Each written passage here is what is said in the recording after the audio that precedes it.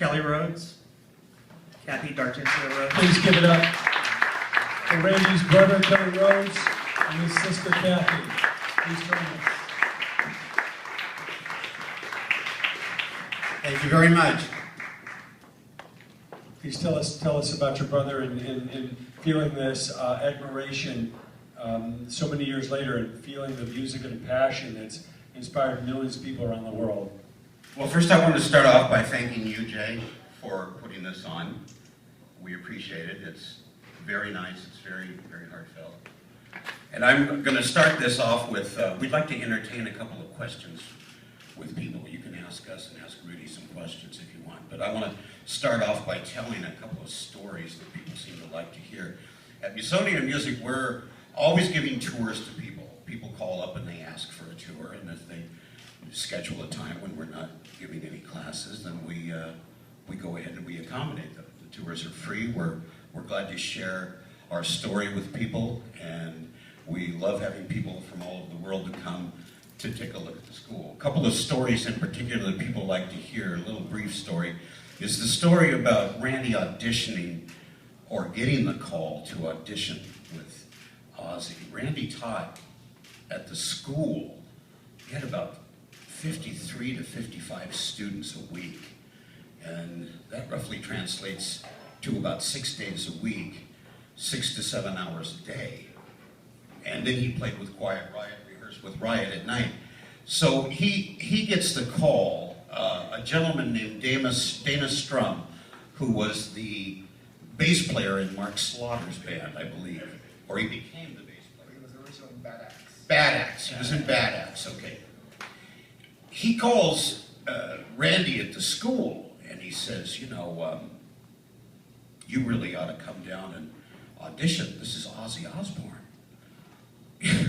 Now, Randy always used to make jokes about how Ozzy wrote his name on his knuckles like that, and he thought that was funny. He goes, I don't want to be in Black Sabbath.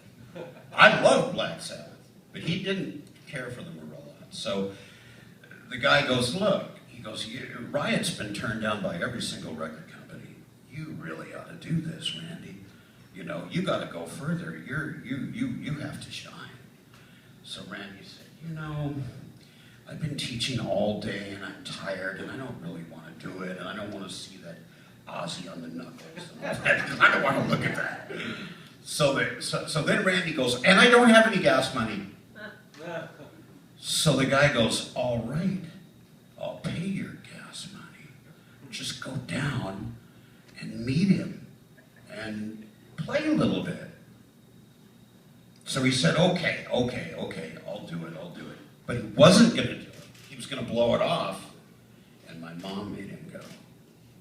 My mom said, in this business, you get one chance sometimes, and it's the defining chance of your career. You're going to go. So if Mom said that's how it was, then that's how it was. Here's the second part of what I want to share with you. When he got down there, he had his little Fender Harvard amp. He took the cloth off of it and refinished it himself, and he had his trusty little Gibson, that white Gibson guitar. He just loved that guitar. It's an interesting story how he got that, but I don't want to take up that much time. So he goes down. Ozzy's all fucked up. He's sitting on the floor, his pizza boxes all over and stuff like that. He's drunk. He's out of it.